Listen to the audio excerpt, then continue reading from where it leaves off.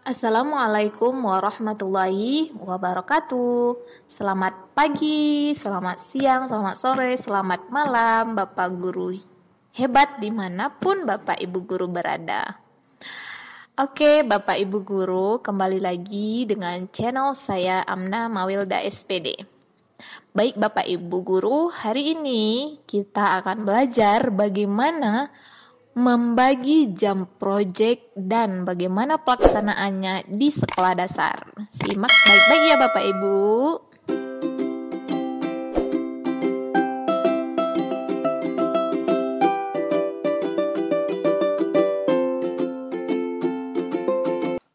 Baik Bapak Ibu Guru hebat, yang pertama yang perlu Bapak Ibu miliki adalah tentang salinan keputusan Menteri Pendidikan Kebudayaan Riset dan Teknologi Republik Indonesia nomor 262/M/2022 tentang perubahan atas keputusan Menteri Pendidikan Kebudayaan Riset dan Teknologi nomor 56/M/2022 tentang pedoman penerapan kurikulum dalam rangka pemulihan pembelajaran. Nah, kenapa Bapak Ibu perlu membaca keputusan ini atau salinan keputusan Menteri ini? Karena di sini terdapat pedoman penerapan kurikulum yang baru atau IKM, kurikulum merdeka. Di sini sudah dialokasi jam untuk kegiatan intrakurikuler dan juga kegiatan proyek profil pelajar Pancasila.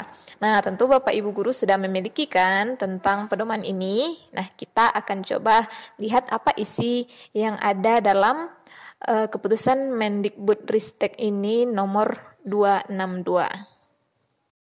Jika Bapak Ibu belum memiliki salinan ini, Bapak Ibu bisa mendownloadnya lewat link jdih.kemdikbud.go.id atau bisa nanti saya share juga linknya, silakan Bapak Ibu download. Oke Bapak Ibu, kita lihat bagaimana struktur kurikulum di SD dalam pelaksanaannya di kurikulum merdeka. Untuk SD itu dibagi menjadi 3 fase. Fase A adalah kelas 1 dan 2, fase B adalah kelas 3 dan 4, serta fase C untuk kelas 5 dan kelas 6. Kemudian Bapak Ibu yang perlu kita ketahui adalah bahwa proporsi beban belajar di SD itu terbagi menjadi 2 kegiatan utama.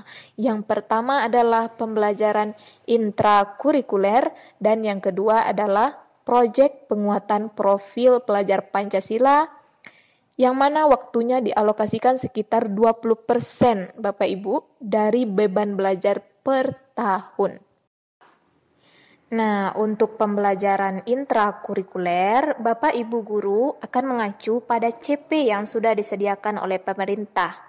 Nah, CP yang disediakan oleh pemerintah itu yang terbaru adalah berdasarkan keputusan Kepala Beskap Kemendikbudristek nomor 033/3/KR 2022. Mungkin saya yakin ya Bapak Ibu sudah memiliki CP terbaru tersebut. Nah, untuk kegiatan proyek mengacu kepada capaian proyek atau capaian profil pelajar Pancasila sesuai dengan fase peserta didik. Nah, Bapak Ibu, untuk proyek ini ada beberapa tema yang sudah ditentukan pemerintah khusus untuk SD ya. Nanti Bapak Ibu bisa melihat tema tersebut dan disesuaikan dengan kondisi sekolah masing-masing. Nah, untuk tema proyek yang akan dilaksanakan oleh satuan pendidikan itu ada 6 tema pilihan yang disediakan oleh pemerintah Bapak Ibu. Silakan Bapak Ibu lihat di surat keputusan ini nomor 262 ya Bapak Ibu, atau bisa diakses di situs atau link jdih.kemdikbud.go.id.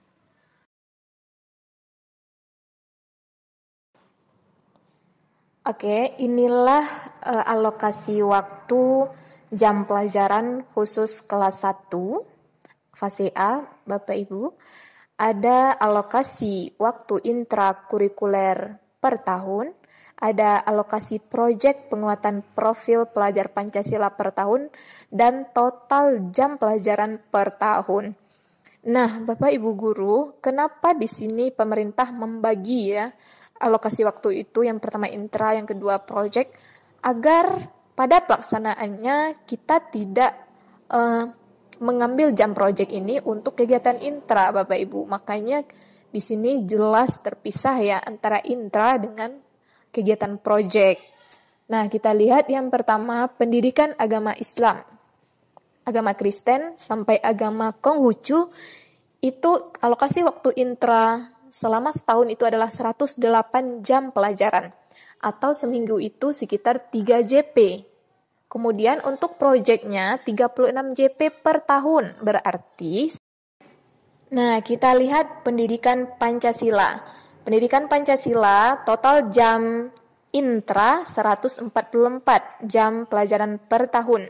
Berarti 4 jam per minggu di sini Bapak Ibu. Dan kegiatan proyek 1 jam, 36 JP per tahun.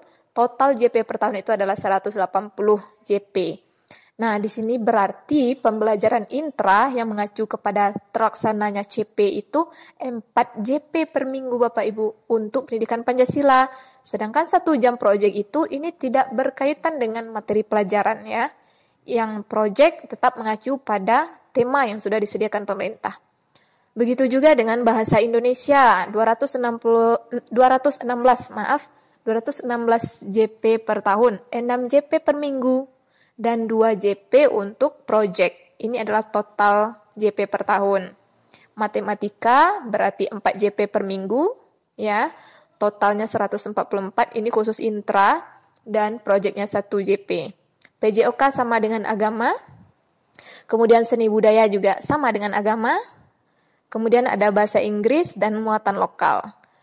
Bapak Ibu, di sini total JP intrakurikuler adalah 23 JP per minggu atau 828. Nah, untuk pelajaran bahasa Inggris itu paling banyak 2 JP per minggu sebagai mapel pilihan. Artinya tidak diwajibkan.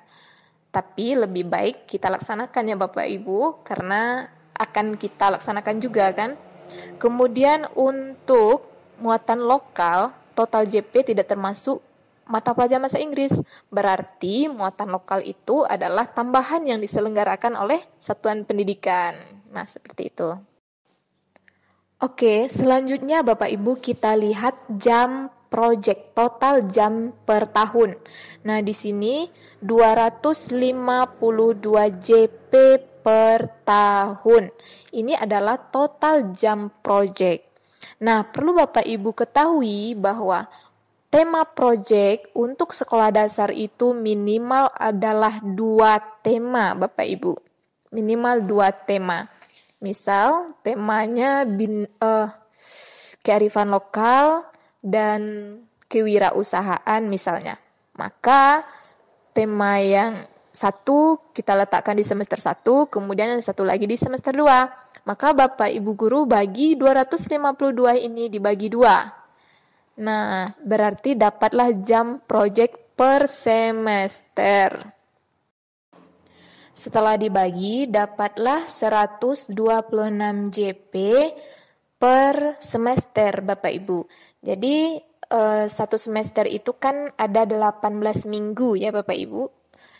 Setahun kan 36, berarti 36 dibagi 2, 18. 126 tadi kita bagi dengan 18 minggu, dapatnya 7 JP per minggu. Berarti dalam 1 minggu itu ada 7 jam pelajaran untuk kegiatan proyek Bapak Ibu Guru.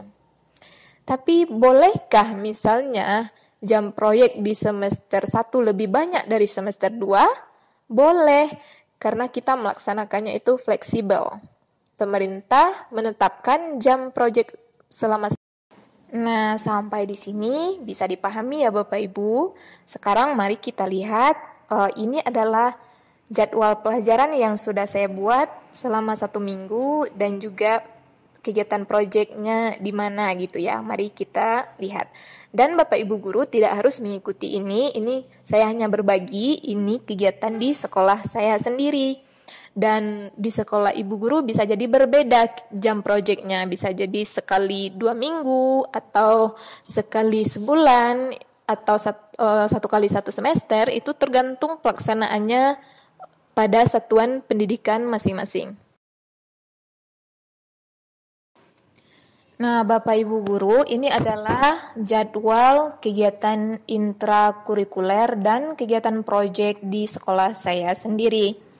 Untuk hari Senin, nah di sini bisa Bapak Ibu lihat ya jamnya. Nih, kegiatan pagi, upacara, kemudian kegiatan pelajaran dimulai dari jam berapa gitu ya Bapak Ibu.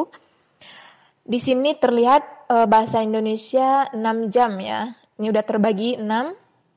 Kemudian pendidikan Pancasila 2. Jadi Bapak Ibu Guru, untuk kalau sebelumnya kan bukan pendidikan Pancasila ya, tapi PPKN. Berarti sekarang Nah, Bapak Ibu Guru, proyek ini adalah kegiatan satuan pendidikan, berarti dari kelas 1 sampai kelas 6 mengikuti kegiatan proyek. Di sekolah saya itu khusus hari Sabtu, siswa kelas 1 sampai kelas 6 itu melaksanakan kegiatan proyek. Sebelum pelaksanaannya tentu dibagi terlebih dahulu subtopik berdasarkan topik yang sudah kita tentukan.